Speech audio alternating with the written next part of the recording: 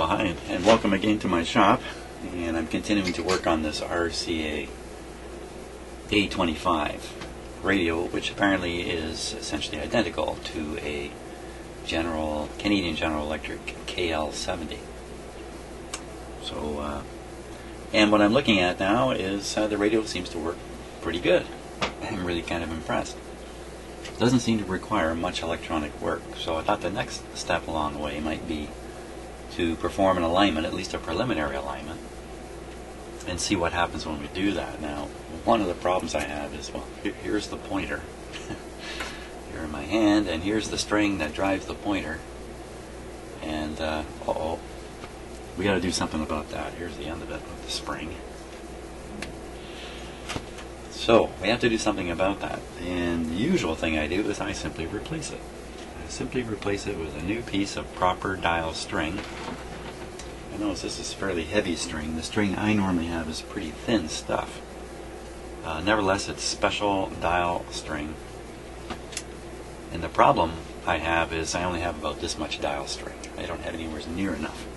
I just have the remnants from the last job I did. So I need to get some more dial string, or I need to preserve this. So this doesn't look like the best idea. You can see there's a break in it right here,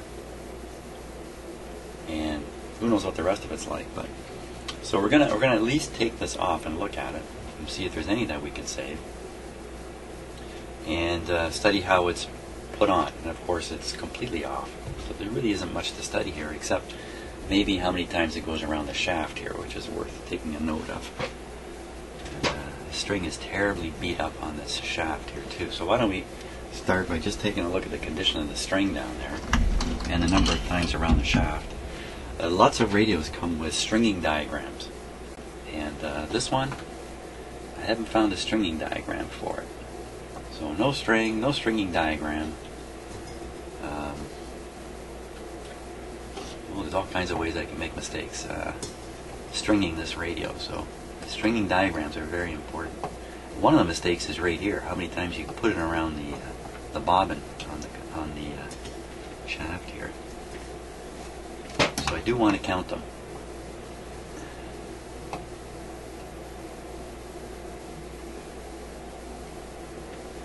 Okay, so there we are. Now I can kind of see them in there. It's once, twice, and that's all. So let me make a note of that. I'll make a quick little diagram showing it here. So it was down, around, and up again. This is front and back.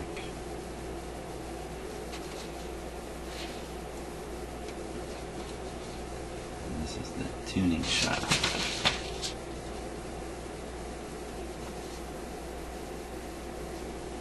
Now sometimes, maybe originally, there's only two turns around here. Maybe you want to put 3 on to get better grip. And if you do that, then you have to make an allowance in the string length for that. And these strings have to be pretty precise in length to work properly. They do have a spring, usually, that takes up the slack. Here it comes. This might just turn into a big knot here if I'm not careful. They have a spring to take up the slack and put on some tension, that spring. You can see the variation is about that much. Well, maybe more like this to this.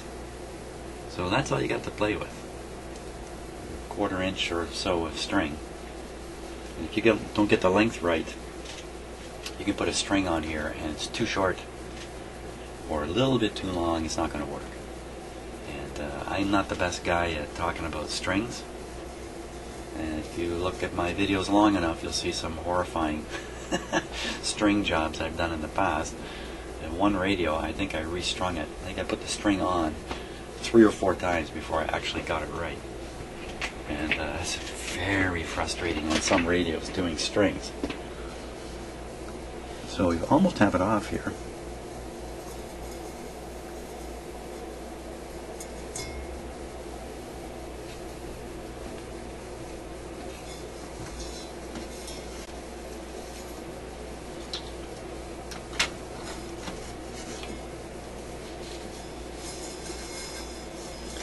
There it comes.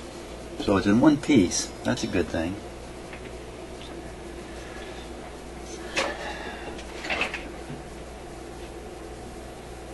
Can you see how they did the end of that?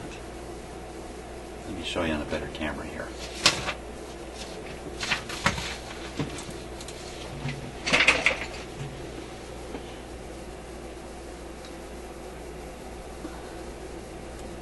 Hey, it's only better if it focuses.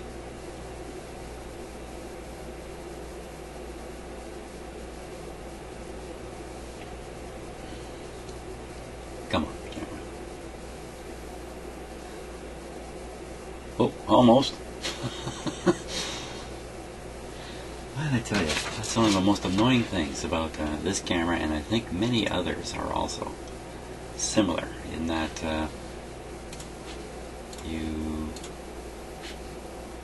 the autofocus is slow and often inaccurate here. Wait 1 second.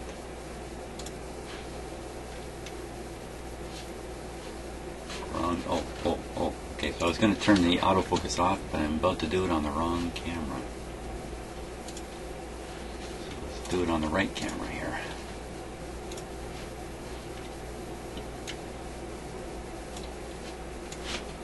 Okay, so sorry about that, but one thing about doing these live recordings like this is all the stuff on regular television that gets cut out and thrown away, and we don't dare let anybody see that.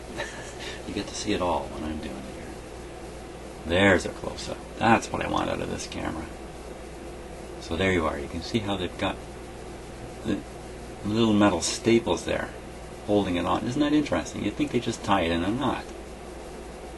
But I guess this is maybe an easier way to control the length of the string and get it exactly right. Because when you go to tie a knot, as I've done many times, it's really hard to control the resulting length of the string. Now what are they doing at the other end here? It's a very similar thing. And the string itself, let's take a look at it here. So there, oh! Okay, there wasn't much left in this. It just separated right in my hand here. So, uh-oh. Look at the rest of it here. Well, there's something right there. There's some more spots here that seem to be stiff or something. You can see the shape of it. You know, the string is going to be another one of those things where 99.9% of it can be just fine, but 0.1% has a problem, and that's the end of the string. So it's not unrealistic to think you can recover a fair bit of this string. And in fact, see, that's not really broken there, it's just kind of a bump. See? Well, here it's broken. You can see right inside. So, well, we can't really reuse this string, that's for sure. But I wouldn't throw it away, I would keep it for other radios. Especially if I don't have any new string and I have to do something. Now, so I think what that says is we can't change the string on this radio right now, today. Unless I overlooked my string and I find it a little later. I do have some other unusual string here, but I can't imagine using something like that. That's just crazy. But I don't think there's any stretch in this string either. It's pretty darn solid. It's the wrong type entirely, and this is some kind of plastic string of some sort. You know, not really the right thing at all. suppose if I was really in trouble, I could put that on. But you know, it's a lot of work to put on a string. You're going to put it on temporarily and take it off. So why am I talking so much about this? Because normally you don't want to align a radio without being able to see the pointer and where it is on the scale. And this radio, of course, presents a couple problems in that respect. The pointer's here in my hand, and the scale's on a piece of glass sitting somewhere else in my house here. So multiple problems with trying to read the setting on the scale. Now, does that prevent us from doing an alignment? No, not really. Just means we can't align the pointer up with the dial. Now that would have to come later, and that would involve a little bit of rework at that point. But I'm quite interested in seeing what this radio will do. And wasn't the last thing we were looking at was a really noisy capacitor, in fact, come to think of it. So I think I'm going to have to clean up that capacitor somehow first, and then we can look more at the alignment of this. So I think I'm going to use the suck and blow technique on the capacitor here. Oh, and what is that? Suck and blow technique. Well, it's pretty simple, really. I just have a source of compressed air and my vacuum going at the same time, and I just go to town on this thing. So I really think that's what we should do. See if I can't blow out as much crud as there might be in there. It's pretty cruddy looking. Okay, so let's get that ready. There's my compressor hose.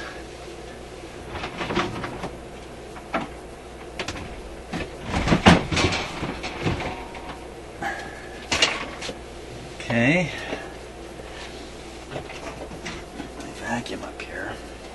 Now when I go to use the compressor, it's going to blow dust all over the place. So I really want the vacuum to just grab the dusty air and get rid of it for me.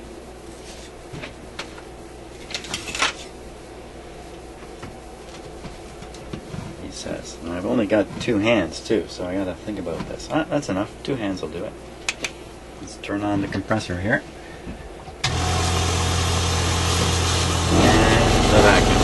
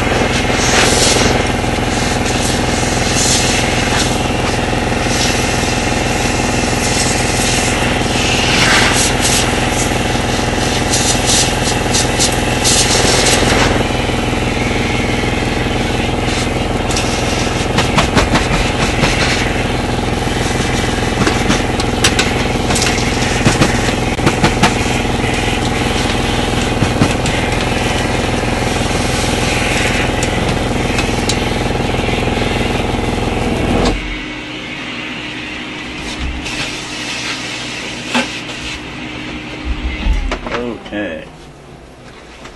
So it's surprising just how effective this air can be because it's jetting out of a fairly small hole. So when you get up really close, it's actually a pretty powerful little jet of air. But the trick is you have to get this right up onto things. You can't sit 2 inches away and hurricane anything away that way. Okay. Well, I think that's a lot cleaner. Dust-wise, anyway. Very good. So that's done. Now, I also knocked off a few dust bunnies that were left here and there on the radio while I was doing that. So, that's done. Oh yes, now what I want to show you about aligning a set like this, one that's not got its pointer, or it's out of the cabinet.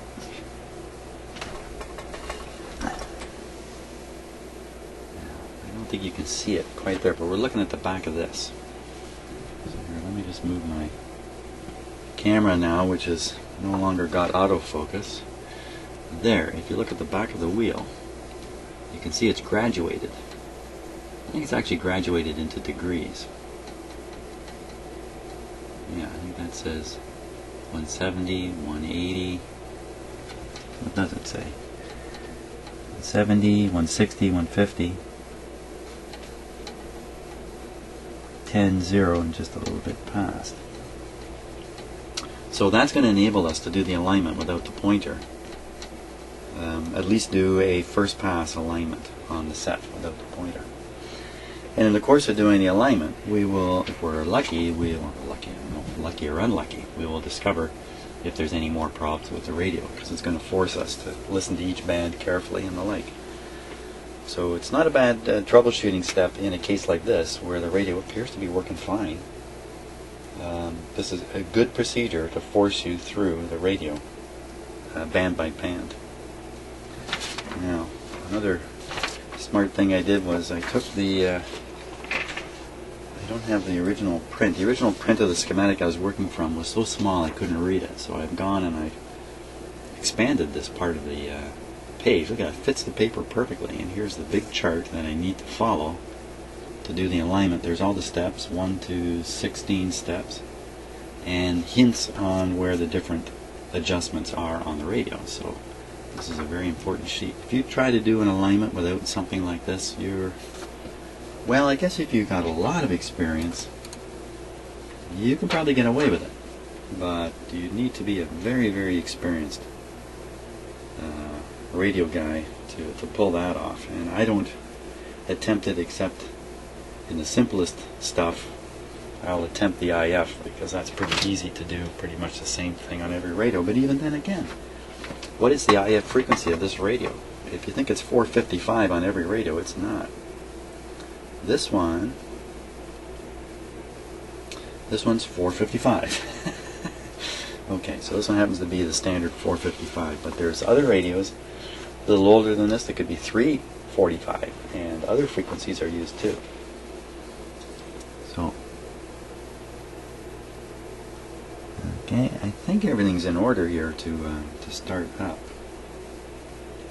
the alignment process. Let's read the first step. First step.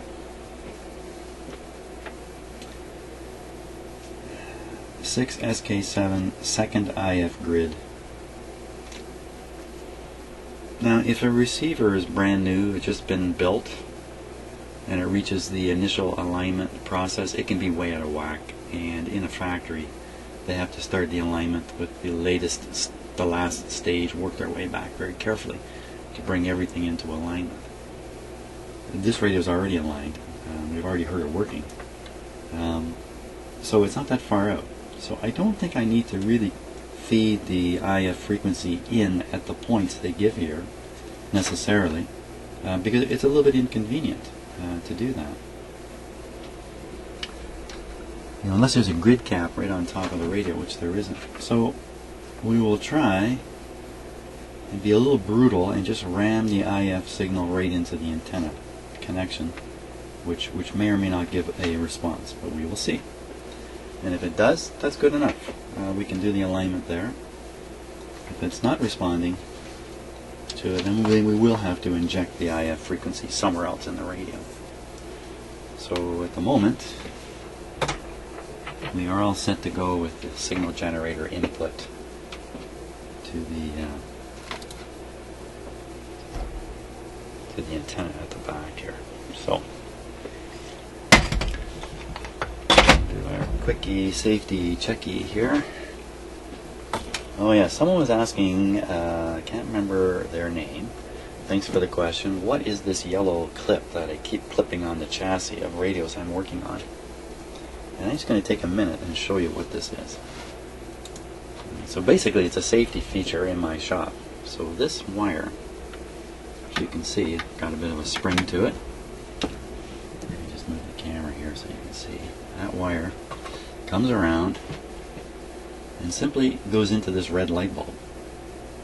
Then the other wire coming out of the red light bulb heads across my shop and is connected to this ground point here, which is just grounded to my house neutral, or house ground if you like, in my house.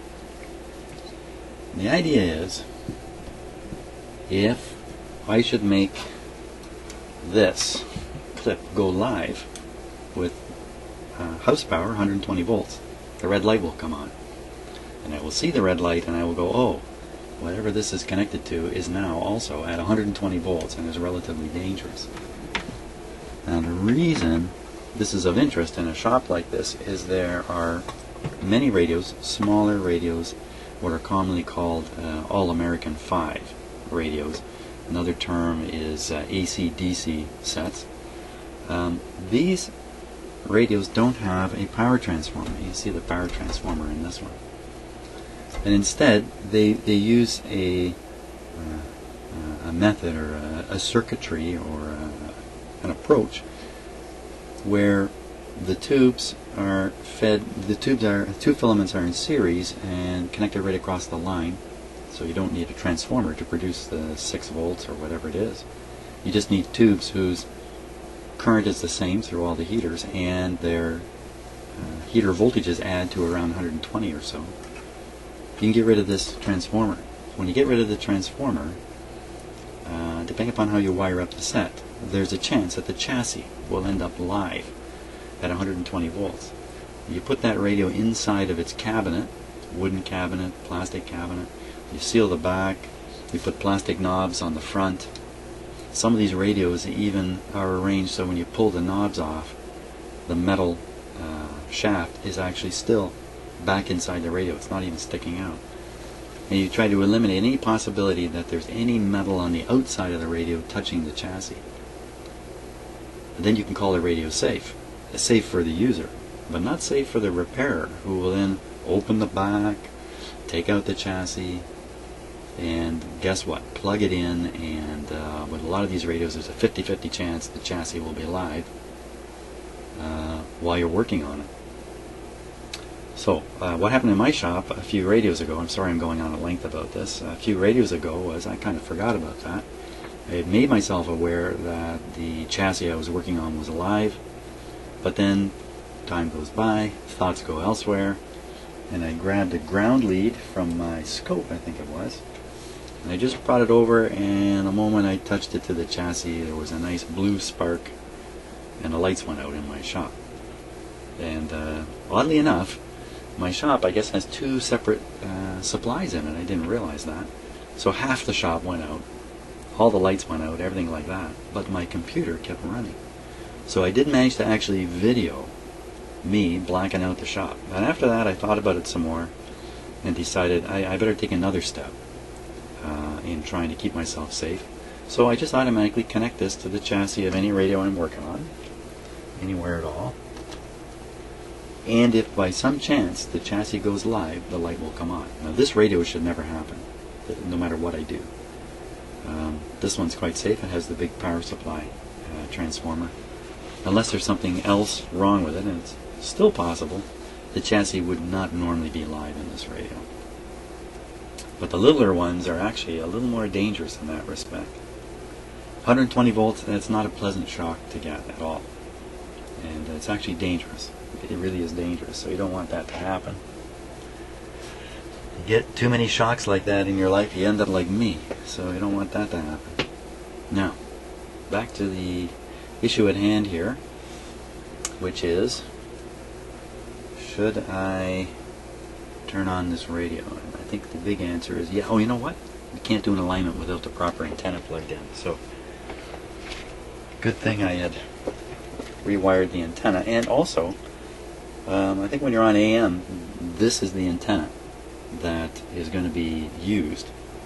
So if I don't plug it in, when I switch the radio to AM, it'll just have no antenna. Not a good idea to be aligning a radio that's not in its usual operating state. So we'll plug that in. There we go. So we have the buttons plugged in, and we have the speaker plugged in, we have the antenna plugged in. Hey, we got everything plugged in. We even have the radio plugged in. So ready to go, volume down. We can rely on the magic eye on this radio too for the alignment process. And if that turns out not to be suitable, we will hook up a meter and carry on that way. Okay, we're all set to go here. There we go.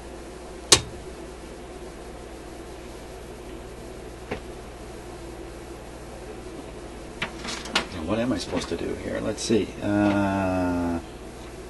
Frequency setting on the frequency generator, signal generator. Certainly not 16.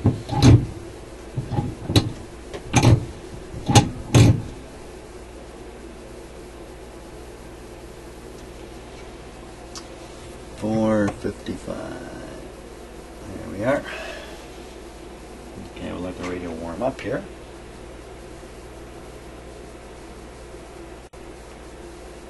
And of course we're going to do this with full voltage, so here we go. Darn bright lights, eh?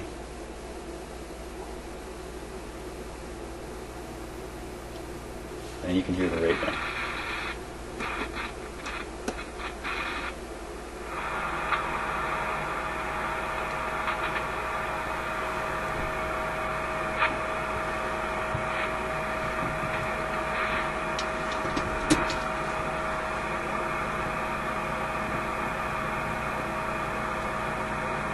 Just checking to see now if the IF will leak through from the antenna. Let's give it a big blast.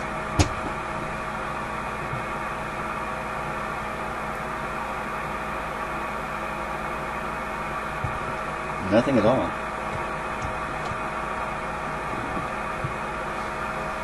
Okay. One of the reasons there may be nothing at all coming from the antenna is there may be a trap on the antenna designed to catch the IF frequency and prevent it from reaching the antenna. So the local oscillator and the IF doesn't leak out of the radio back onto the antenna and into your neighbor's radio.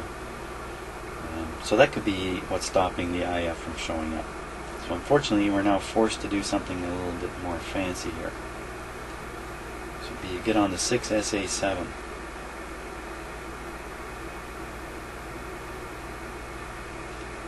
The 6SA7, okay, so that's going to mean tipping the radio up on its side and getting at it. Phooey. I really want to do that. Must be some other alternative here.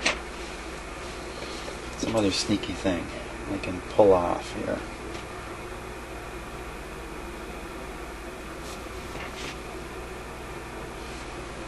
Maybe if I ground the lead, ground my signal generator to the chassis.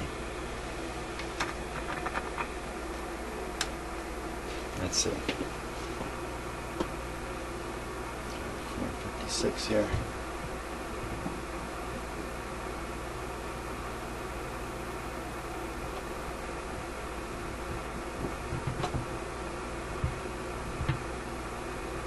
I don't hear a darn thing.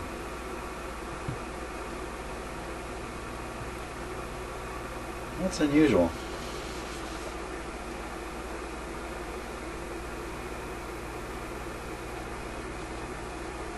Could be the band setting. Maybe I've got this set on phono. I don't think so. I don't think so, but let's just check it and see here. Where are we? What's going on with this?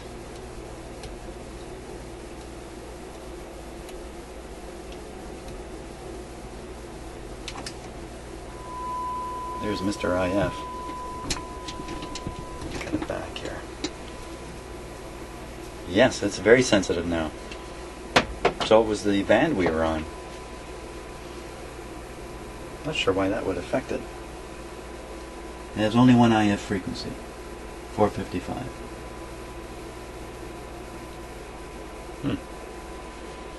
Okay. Let's carry on here, and I'm just going to set up the cameras here to make this work a little better.